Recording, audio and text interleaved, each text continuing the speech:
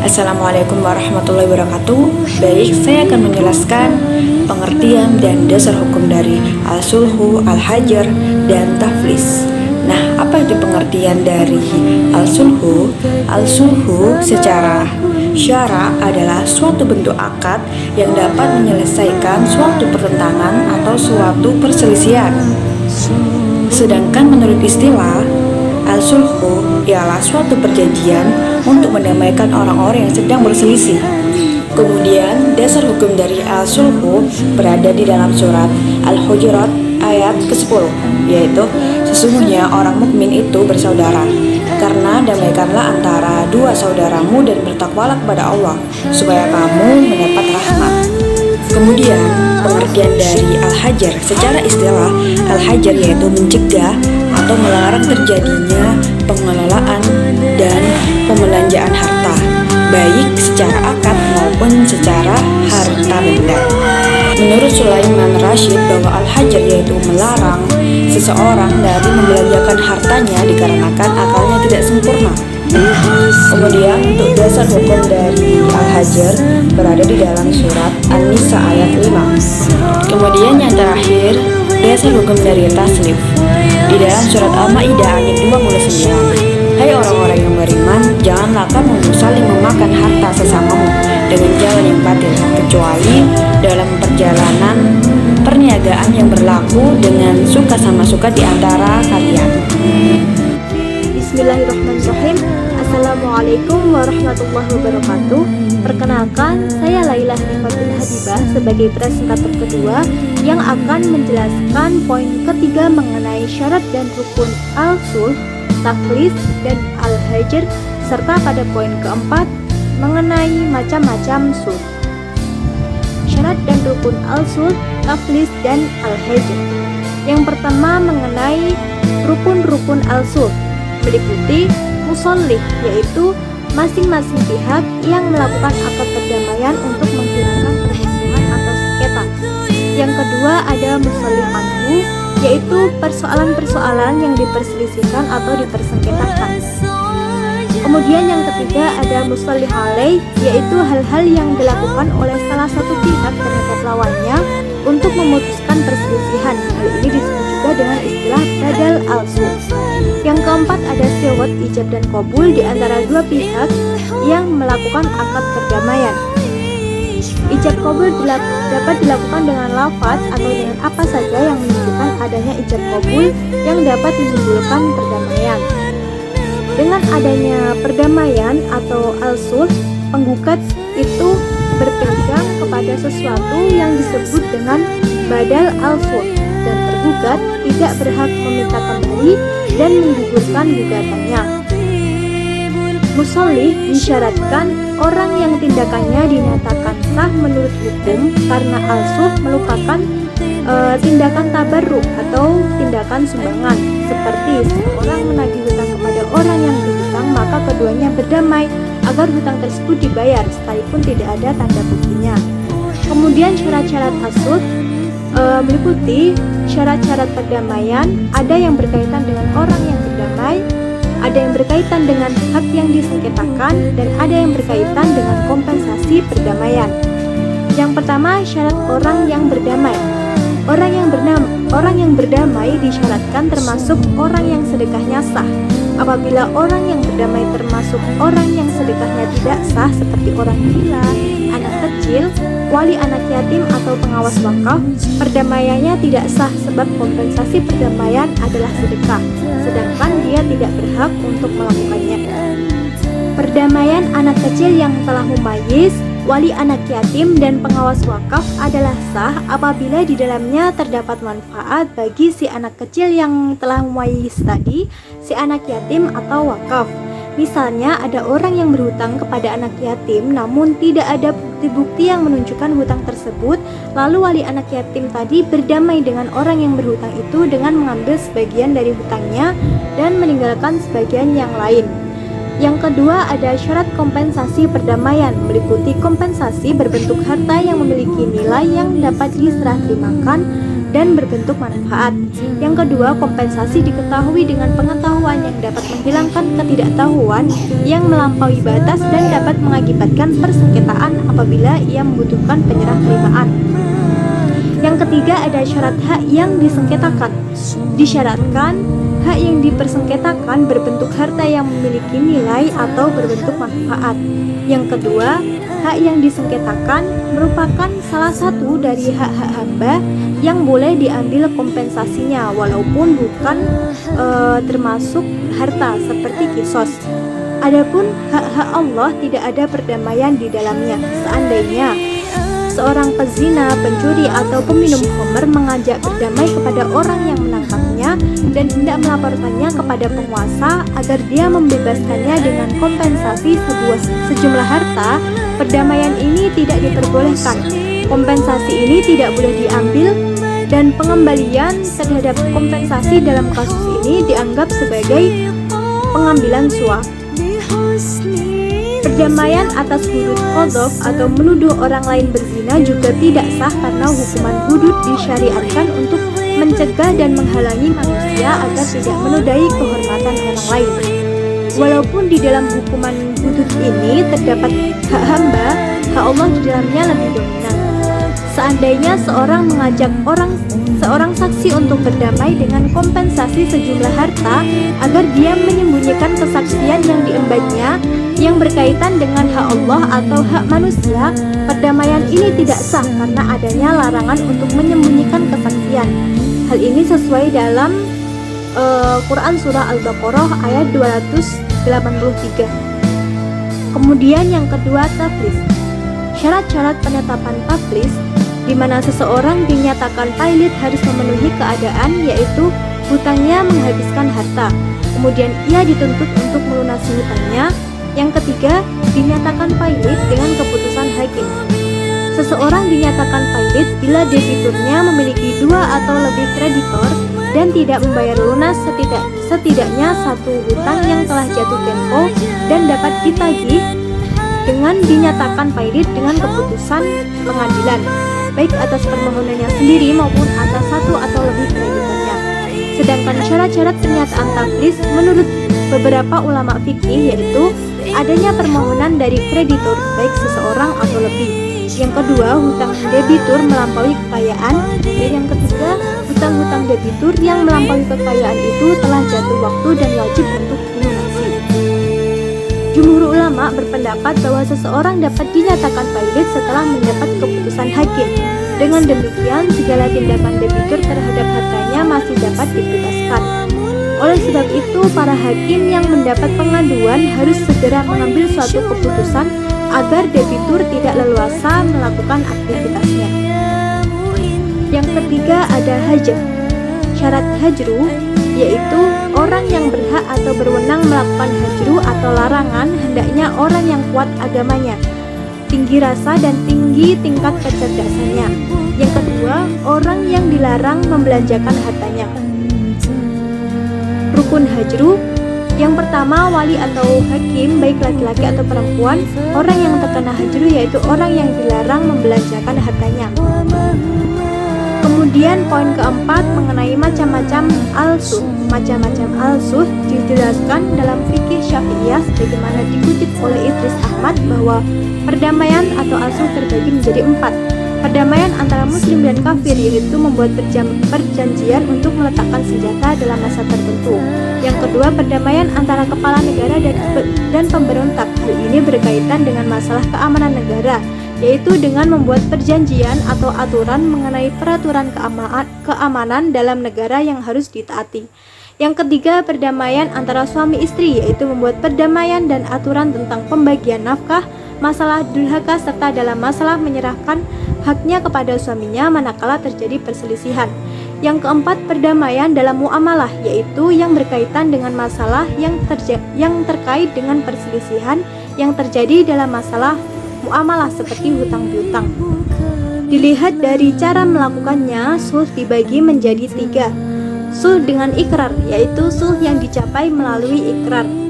Contohnya, seseorang mendakwa orang lain berhutang, kemudian si terdakwa mengakui hal tersebut, lalu keduanya berdamai. Yang kedua ada sulh dengan ingkar, yaitu perdamaian yang dicapai melalui cara menolak. Contohnya, seseorang menggugat orang lain dengan materi atau hutang, kemudian si tergugat itu mengingkari yang digugatkan kepadanya, lalu keduanya berdamai. Yang ketiga, sulh dengan sukuti atau diam, yaitu perdamaian yang dicapai dengan cara diam. Kemudian, adapun dilihat dari keabsahannya dapat dibagi menjadi dua, yaitu sulh ibroh, yaitu melepaskan sebagian dari apa yang menjadi haknya. Sulh ibroh ini tidak terikat oleh syarat. Kemudian yang kedua ada sulh muwaddah, yaitu berpaling seseorang dari haknya kepada orang lain. Hukum yang berlaku pada sulh ini adalah hukum jual beli. Sekian yang dapat saya sampaikan. Apabila ada kurang lebihnya, saya mohon maaf yang sebesar-besarnya. Wassalamualaikum warahmatullahi wabarakatuh. Bismillahirrahmanirrahim. Assalamualaikum warahmatullahi taala wabarakatuh. Baik, di sini saya Muhammad Fahmi Rizaldi akan memaparkan materi selanjutnya mengenai tujuan al-hajar. Tujuan al-hajar atau disebut juga dengan pencegah membelanjakan harta adalah ada beberapa ketentuan. Di antaranya yang pertama, kategori pertama, al-hajar dilakukan guna menjaga hak-hak orang lain, seperti pencegahan terhadap satu orang yang mempunyai hutang lebih banyak daripada hartanya, maka orang ini dilarang mengelola harta guna menjaga hak-hak yang berpiutang. Yang kedua, orang yang sakit parah maka dilarang berbelanja lebih dari sepertiga hartanya guna menjaga hak-hak ahli warisnya. Yang ketiga, orang yang murtad dilarang mengedarkan hartanya guna menjaga hak-hak muslimin. Yang kategori kedua yaitu al-hajar dilakukan untuk menjaga hak-hak orang yang dimanjurkan itu sendiri.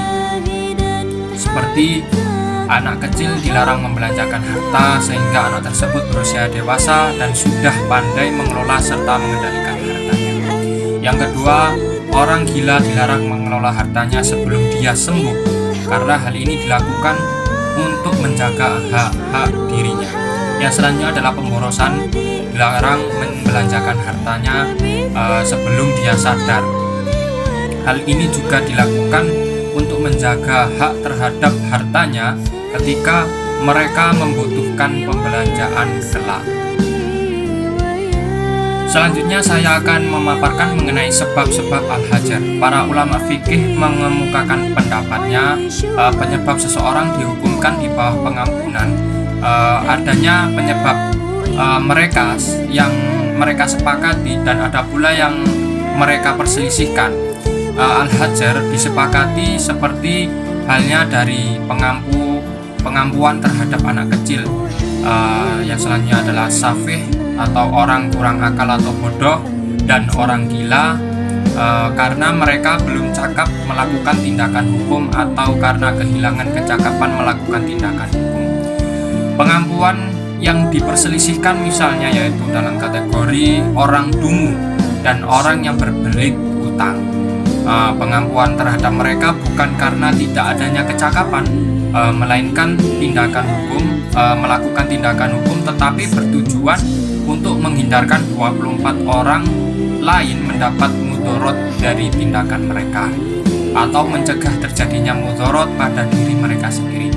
Namun apabila seseorang dinyatakan di bawah pengampuan wali atau hakim, tidaklah berhak asasinya yang dibatasi dan dalam kategori pelecehan terhadap kehormatan dirinya sebagai manusia, tetapi pengampuan itu diberlakukan syara untuk menunjukkan bahwa syara itu benar-benar memperdulikan orang-orang seperti itu, terutama mengenai muamalah yang mana syara ini menginginkan agar tidak ada pihak yang dirugikan atau merugikan orang lain. Sebab-sebabnya yaitu bagi orang tertentu seperti halnya anak kecil, gila, fasih, sedangkan sakit keras, muflis, dan lain sebagainya.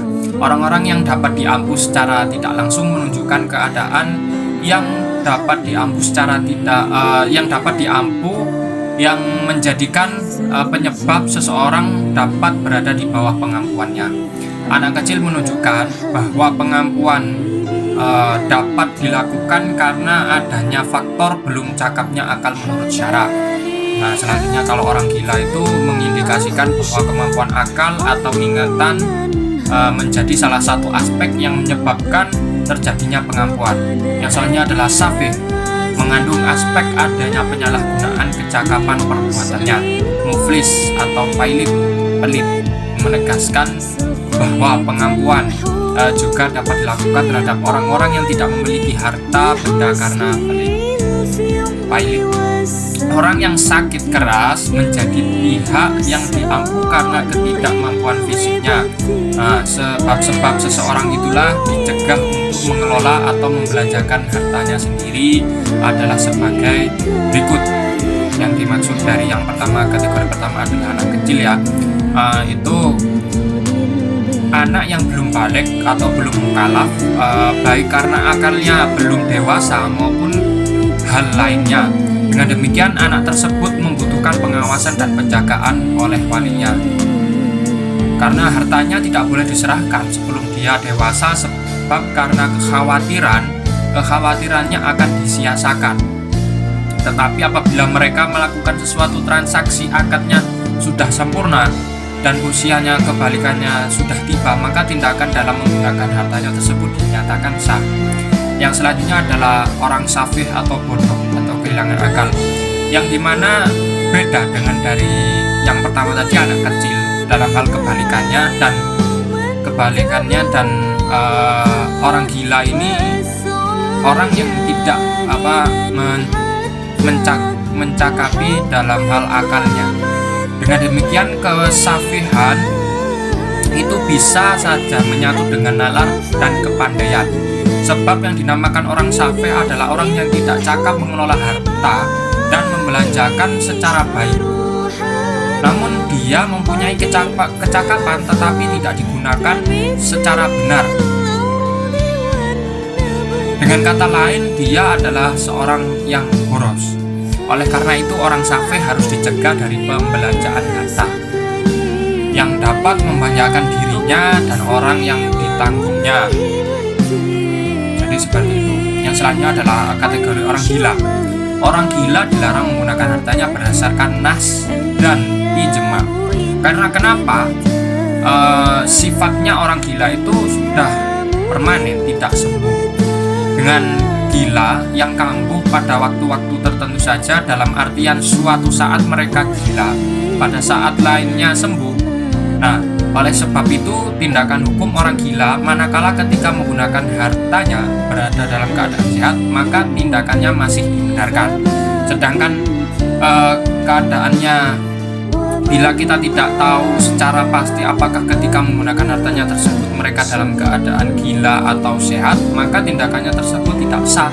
Sebab berakal sehat merupakan salah satu rukun bagi sahnya muamalah. Yang selanjutnya adalah sedang sakit keras ya. Di sini dapat dijelaskan bahwasanya orang yang sedang sakit keras, orang yang diduga keras tidak akan sembuh dan dari sakitnya tidak berdaya lagi untuk berbuat apa-apa. Jika dia memiliki harta, maka harta tersebut berada di bawah kekuasaan para ahli warisnya. Yang selanjutnya adalah jatuh bangkrut atau muflis, yang tadi dikenal di atas yang telah saya jelaskan. Maksud dari jatuh bangkrut adalah orang yang jumlah utangnya lebih besar daripada jumlah hartanya. Dengan demikian semua hartanya berada di bawah pengawasan orang-orang yang memberikan utang kepadanya.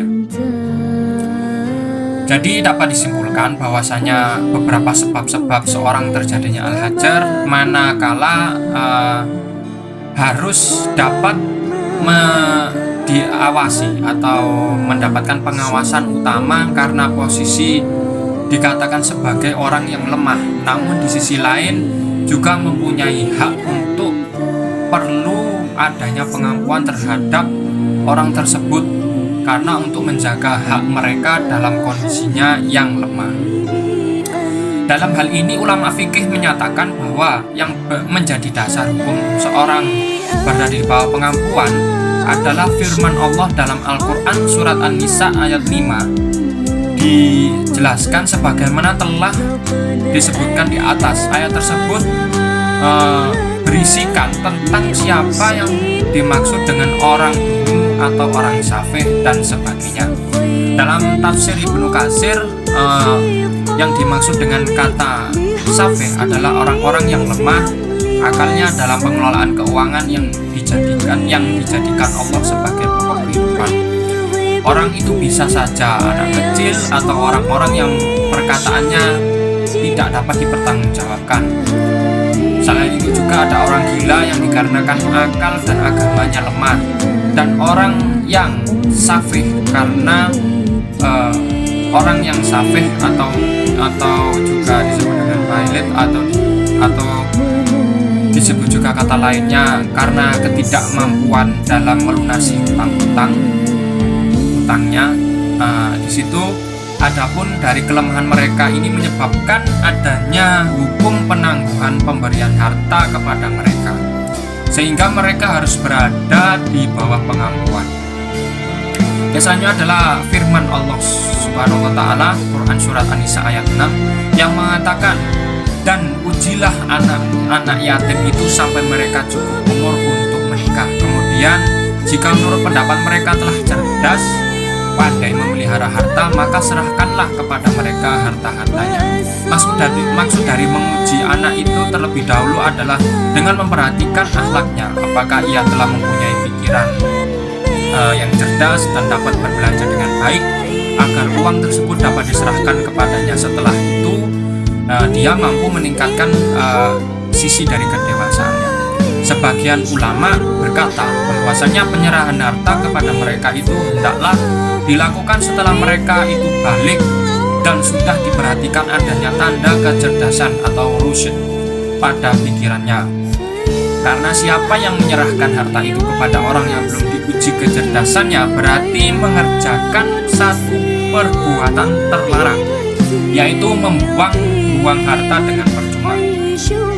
Kemudian menurut pendapat mereka yang telah cerdas atau pandai memelihara harta, maka serahkanlah kepada mereka harta-hartanya. Menurut keterangan Ibnu Jarir, ulama berbeda pendapat dalam penafsiran kata rusyd.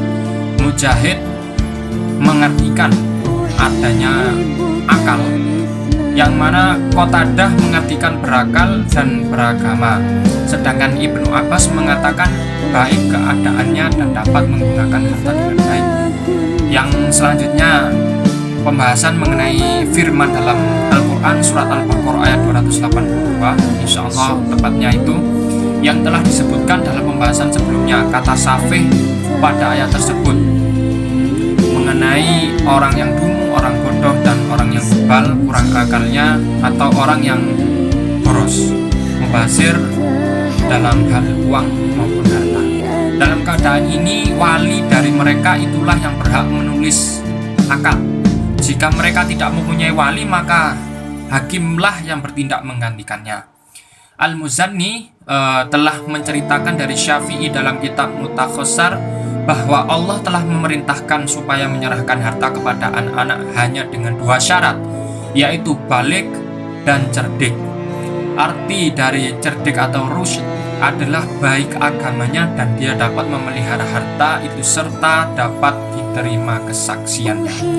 Demikian juga terhadap anak-anak perempuan diperlukannya hal yang sama dengan apa yang diberlakukan terhadap anak laki-laki. Kalau cukup 2 syarat tersebut, yaitu balik dan cerdas, barulah dapat diserahkan harta itu kepadanya. Karena Allah telah menyamakan kedudukan antara laki-laki dan perempuan.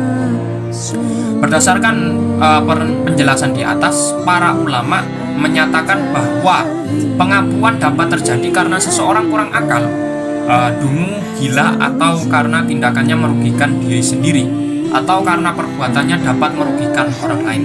Jadi pada intinya dapat diketahui bahwa sebab penetapan pengampuan terhadap anak ataupun orang-orang yang seperti itu menurut konsep fikih adalah dikarenakannya mereka termasuk golongan yang belum sempurna akalnya. Dengan demikian, segala perbuatan hukum yang dilakukan tidak dapat berlaku sah seperti yang telah dijelaskan sebelumnya. Sah atau tidaknya itu tergantung pada wali atau pengampunya. Dan apabila anak tersebut sudah balik, maka uji terlebih dahulu kecerdasannya. Apabila sudah ada tanda cerdas padanya, maka diperbolehkan membelanjakan hartanya. Sekian presentasi yang dapat saya paparkan. Kurang lebihnya saya mohon maaf yang sebesar-besarnya. Terima kasih. Assalamualaikum warahmatullahi wabarakatuh. Untuk materi selanjutnya yaitu implementasi dalam lembaga keuangan syariah. Dunia perbankan merupakan hal yang lumrah dikenal masyarakat. Hal ini dikarenakan jasa perbankan sangat membantu dalam kegiatan perekonomian, khususnya di bidang finansial atau keuangan serta kegiatan ekonomi, sehingga berperan penting dalam pelaksanaan kegiatan masyarakat. Yang kedua, pelayanan yang baik terhadap nasabah berhubungan dengan pelaksanaan operasional bank, khususnya perbankan syariah. Dalam pelaksanaan suatu kegiatan, tentunya tidak selalu berjalan lalu seperti yang diinginkan oleh pihak-pihak terkait, walaupun telah diatur oleh undang-undang atau telah diadakan kesepakatan atau perjanjian antara pihak suatu perselisihan atau sengketa di dalamnya yang diakibatkan dari munculnya penyimpangan dari kesepakatan atau perjanjian tersebut.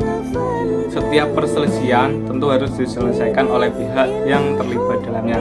Apabila terjadi sengketa atau perselisihan antara bank dan nasabah atau antara yang disebutkan di atas tadi, maka terhadap sengketa tersebut terdapat alternatif dalam penyelesaiannya. Selama ini lembaga yang menangani adalah BAMUI atau Badan Arbitrase Muamalat Indonesia, yang mulai dioperasikan pada tanggal 1 Oktober 1993, lalu diganti menjadi Badan Arbitrase Syariah Nasional atau disingkat dengan DSN dan KUH Perdata. Setelah perselisihan tentu harus diselesaikan oleh pihak yang terlibat dalamnya. Apabila terjadi sengketa atau perselisihan antara yang berselisih, maka terhadap sengketa tersebut terdapat alternatif dalam penyelesaiannya. Selama ini lembaga yang menangani adalah BAMUI tadi.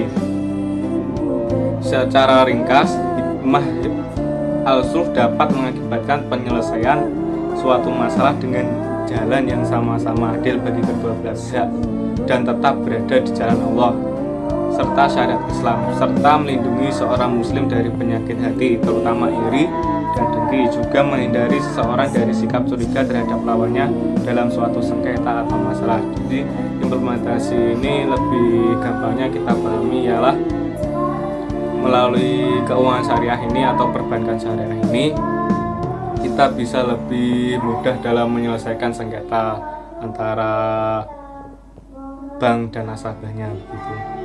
Mungkin cukup itu saja, kurang lebihnya mohon maaf. Wassalamualaikum warahmatullahi wabarakatuh.